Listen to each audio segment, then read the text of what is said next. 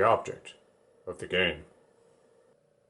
Today we're covering Hamlet Builder Pro, a game for 1 to 6 players that plays in about 60 minutes. Designed by Julian Harris, J.T. Smith, and Jamie Verbsky, and published by The Game Crafter in 2015. The game is currently undergoing a Kickstarter treatment, so not all the parts are finalized and some things may get added. Building a hamlet takes hard work and dedication. You'll have many choices to make to adjust for the whims of the times. Do you need to fend off an upcoming attack? Are your people clamoring for more theaters and museums? Is Mother Nature making you deal with a flood? Finding the best answer to these situations is key to building the best hamlet. And you do want to build the best hamlet, don't you? I mean, why else are you playing the game? The object of the game is to win. You win by having the most points. Points come from building tiles, culture total, and military total. Each building tile will score you points based on its color. 0 for black, 1 for green, and 2 for purple. Gains in culture are indicated by a number in a yellow shield. Gains in military come from a number in a red star. The game takes place over 7 years. The start of each year, you'll reveal a new year card which shows the short-term goals for everybody's hamlets. Next, players take turns spending coins to buy buildings. Buildings are connected to your existing hamlet by roads and provide benefits, some of which are indicated on the reference card. At the end of the year card takes effect and doles out punishments and rewards. The game ends after year 7. Total up your points for your hamlet and determine the winner. Ties are broken by whoever has the most coins. If there's still a tie, you must fight to the death. Hey, don't look at me that way. It's officially in the rules. Separate the building tiles by color. Green and purple tiles go into their matching bags.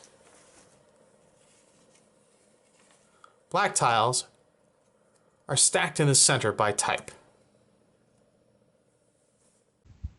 How to read a building tile. The number in the blue circle is the coin cost in order to build the building. Any symbols to the right of the cost modify your values on your score track. The roads show where a building may be placed in your hamlet.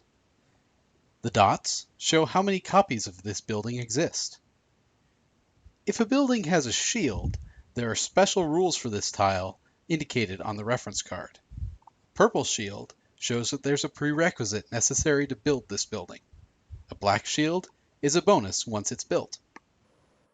Each player takes 25 coins, a scoring mat with 4 scoring rings that are placed on 0 military, 0 culture, 5 income, and 15 coin storage limit, a double-sided reference mat, and finally 2 random tokens from the green bag to start their build queue. The build queue is the collection of buildings that are available for you to build. In effect, your hand.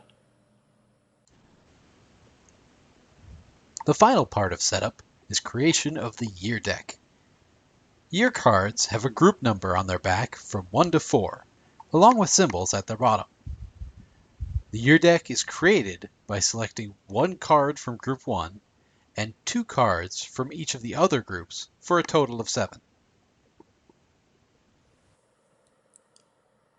The style of game you'd like to play will dictate which cards you choose to be in the year deck, and the symbols on the cards will help you in choosing. The first symbol on the left indicates solo or interactive. For more player interaction, choose the latter. If you're playing a solo version, you should stick with just solitary cards. The next symbol indicates nice or nasty. This is the difference between something positive happening for some hamlets versus setbacks. For the first game, it's recommended to play with a mix of types. The remaining symbols match up with symbols on your score tracker. They provide hints at what the card is about so that you can try to gather the right things ahead of time. Now that you've got your 7 cards for the year deck, stack them from highest to lowest group number and set them in the center area. Fan the cards so that the symbols on each are visible.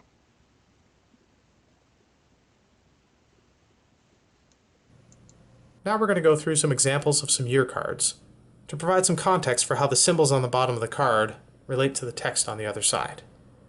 This first one is a solitary, nasty card that deals with culture. Fire. Each player collects their income, then discards down to their coin storage limit. Each player discards 7 coins minus their culture.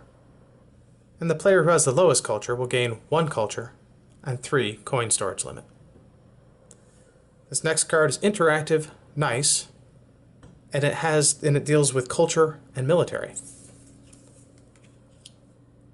Checks and balances. Each player collects their income, then discards down to their coin storage limit. The players with the least difference between culture and military collect half their income, round up, from the bank. And the player with the lowest income gains 1 military and 1 culture.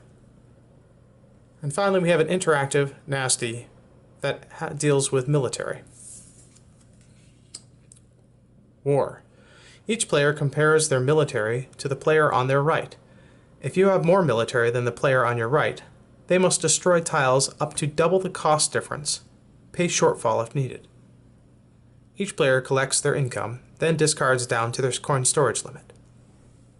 The player with the lowest military will gain 4 military. Put the remaining coins into the center to form the bank. Now your play area should be ready for the game. All you need to do is determine a starting player. The rules suggest you give the starting player token to the player who lives either furthest from a city or furthest from the game table, but you're free to choose whatever method you want. At the beginning of each year, flip over the top year card and read the details. This is purely to inform your decisions for your upcoming turn. The effect of this card will not be applied until the end of the year. Next, each player will take a turn, starting with whoever has the first player marker, obviously. Choose one of the 2 bags to draw 3 tiles from, and add them to your build queue. The purple bag has more expensive tiles. These are good for adding points to your endgame score. The green bag has less expensive tiles, but these will build your Hamlet's ability to produce income. Next, the player builds as many tiles as they want and can afford from their build queue, and up to 1 of the black tiles from the center area.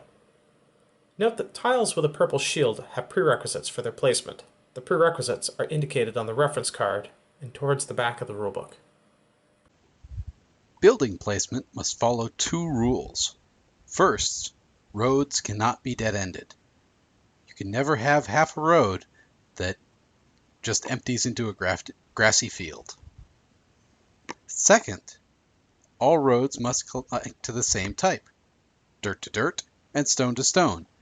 You cannot have a road change types in the middle.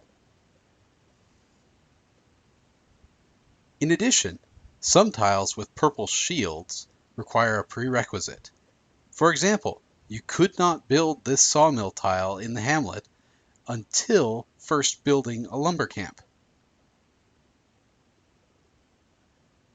Once the lumber camp's in place, you can add the sawmill anywhere you want.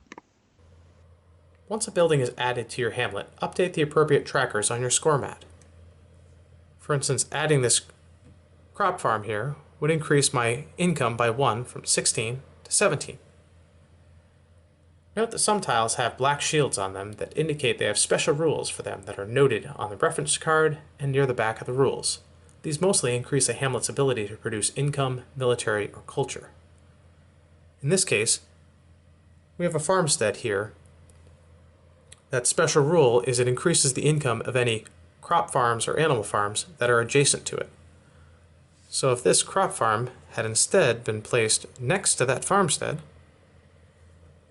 its income would be 2 instead of 1, thus we'd be at 18. When you have finished building, you must pass any building tiles you cannot hold to the player on your left. Initially, you can only retain 1 tile, but you can hold more by building walls and towers. Passed tiles will remain face down and unusable until the recipient finishes their turn. In a solo game, the passed tiles are simply removed from the game. Once you've selected what to pass, you can flip up the tiles that were passed to you and add them to your build queue. These will be available upon your next turn. Once all players have finished their turn, resolve the year card. Each section is read aloud and resolved in order from top to bottom. Whoever meets the plat criteria takes the card.